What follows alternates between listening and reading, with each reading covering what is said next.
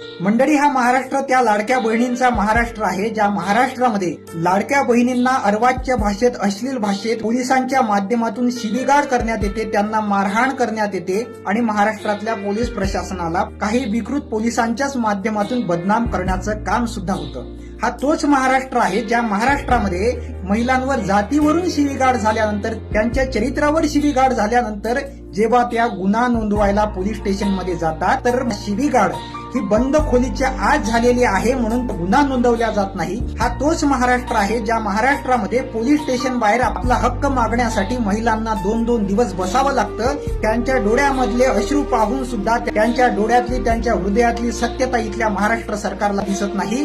कारण या लाडक्या बहिणी महाराष्ट्र सरकारला फक्त निवडणुकीच्या वेळेस आठवतात. म्हणून महाराष्ट्रातल्या लाडक्या बहिणींनी सुद्धा यानंतर लक्षात ठेवायला हवं, तुम्ही लाडक्या बहिणी त्या छत्रपती शिवाजी महाराजांच्या होत्या. या छत्रपती शिवाजी महाराजांनी रांजाच्या पाटलानं आपल्या स्वराज्यामधल्या स्त्रीवर बलात्कार केल्यानंतर त्या रांजाच्या पाटलाचे हातपाय कापून त्याचा चौरंग केला.